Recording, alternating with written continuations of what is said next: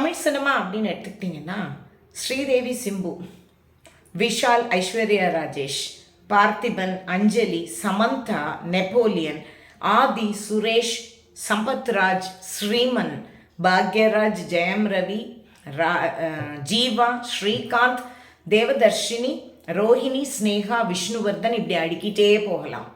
தெலுங்கை தாய்மொழியாக கொண்டு ஆனால் நாம் நிறைய பேரை தமிழ் அப்படின்னு ரொம்ப காலமாகவே மிஸ்டேக்கன் ஐடென்டிட்டியோட நம்ம பார்த்துட்ருக்கோம். சரி, அரசியல் அப்படின்னு பார்த்தா கூட குமாரசாமி ராஜா காலத்திலிருந்து ஓமந்தூரார் ராமசாமி ரெட்டியாரில் தொடங்கி இன்னைக்கு இருக்கிற ஸ்டாலின் வரைக்கும், நடுவில் பார்த்தீங்கன்னா திருமாவளவன், சேகர் பாபு, எம்கே மோகன், KN Nehru, EV Velu, Sudarsanam, AP Nandakumar, Y Prakash, Kadambur Raju, Gopinath, PRG Arunkumar, Ramasrinivasan, Su Venkatesan, Balakrishna Reddy, L Murugan, Premalatha Vijayakanth, Vaiko, KKSSR Ramachandran, Nainar Nagendran, Arjun Sampath, ஏன் ஆதவ் அர்ஜுனா உட்பட, சீமான், கயல்விழி உட்பட எல்லாருமே தெலுங்கை தாய்மொழியாக கொண்டவர்கள்.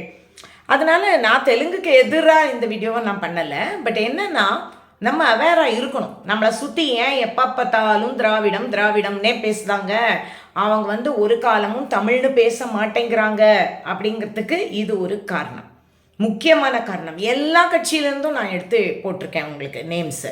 ஆனால் இது இப்படியே நம்ம பார்க்கலாமா, மொழி வாரியாக தான் பார்க்கணுமா அப்படின்னா இல்லை. என்னை பொறுத்த மட்டும் அதுக்கு ஒரு எக்ஸாம்பிள் நான் சொல்லலாம். தமிழீழ விடுதலை போராட்டத்தில் புலிகளுக்கும் தமிழ் முஸ்லீம்களுக்கும், தமிழை தாய்மொழியாக கொண்ட தமிழ் பேசக்கூடிய முஸ்லீம்களுக்கும் இடையே பெரிய முரண் இருந்தது. அது அந்த மூவ்மெண்ட்டுக்கே நிறைய பின்னடைவுகளை கொடுத்தது. அதனால் ஒரே பாஷை பேசுகிறவங்க தான் இருக்கணும், அப்படி ஜெயிக்கணும் அப்படின்னு இல்லை. ஆனால் இது தமிழகம், தமிழ்நாடுன்னு பேர் வச்சுருக்கோம் இல்லையா? மற்ற எந்த இடத்துலையும் இந்த அளவுக்கு இன்னொரு மொழியை டாமினேட் பண்ண விடுவாங்களான்னு தெரியல. ஆனால் இதை திமுக உட்பட உங்கள்கிட்ட யாரும் பேச மாட்டாங்க.